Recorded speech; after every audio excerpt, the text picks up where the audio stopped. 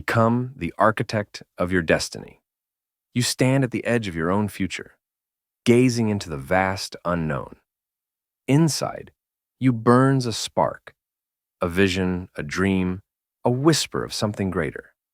It's not just a fleeting thought. It's a calling, a blueprint for a life you know you're meant to live. But the world around you is loud, chaotic, filled with voices that tell you to stay small, to settle, to accept what is instead of what could be. Today, I'm here to tell you, you're not bound by those voices. You are not a passenger in your own life. You are the architect of your destiny, and the time to start building is now. This is not about wishing or hoping. This is about claiming your power, stepping into the version of yourself that already exists in your mind's eye. The one who has conquered doubt, broken barriers, and carved a path where none existed. Napoleon Hill, the sage of success, taught us that thoughts are things, powerful forces that shape reality when fueled by belief and action. But this isn't just philosophy, it's a science of the soul, a blueprint for transformation. You don't wait for the world to grant you permission.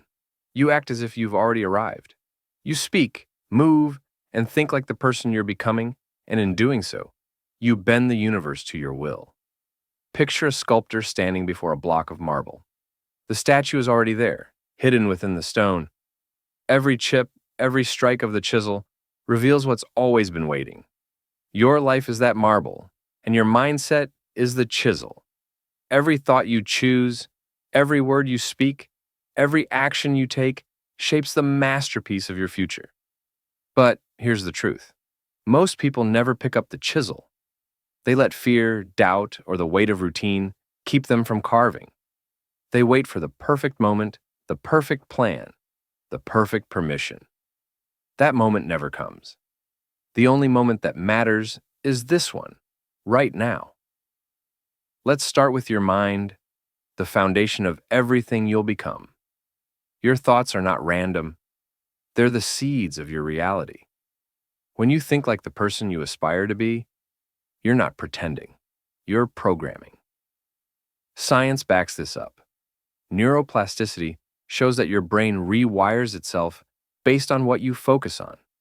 When you adopt the mindset of your future self, you create neural pathways that make success not just possible, but inevitable.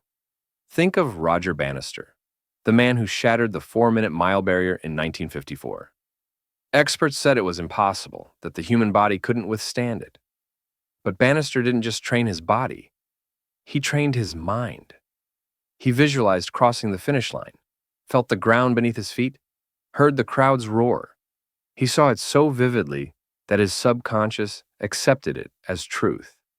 On May 6, 1954, he ran 3:59.4, not because he was superhuman, but because he believed he could.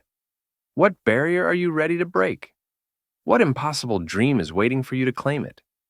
This is mental rehearsal, the art of seeing your future so clearly that it becomes real. Close your eyes and picture your goal achieved. The business you've built, the stage you're speaking on, the life you're living. Feel the emotions, the pride, the joy, the certainty. Smell the air, hear the sounds, touch the moment. Your subconscious doesn't know the difference between imagination and reality.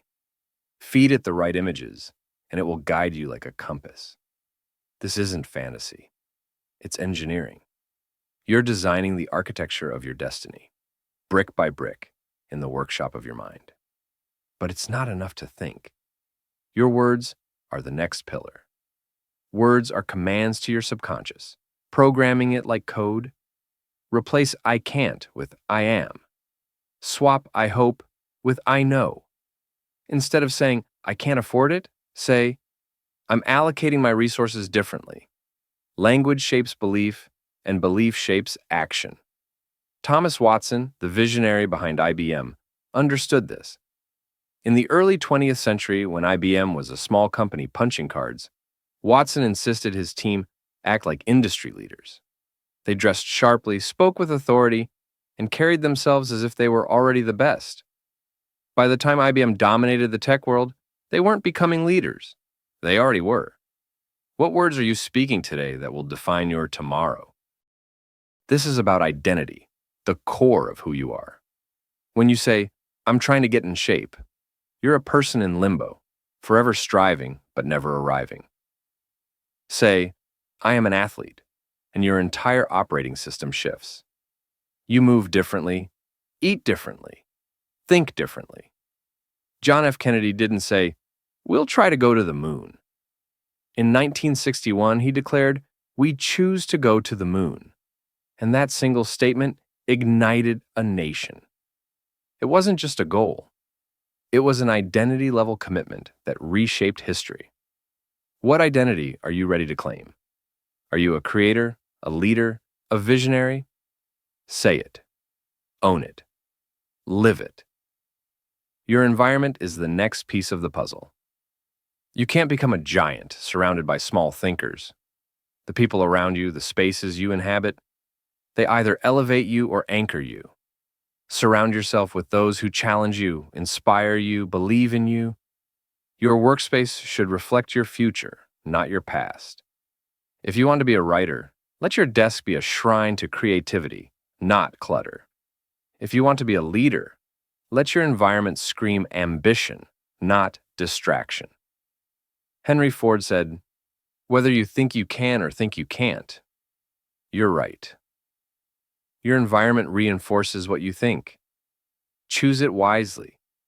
Action is where belief meets reality. You can visualize, speak, and surround yourself with greatness. But without action, it's just a dream.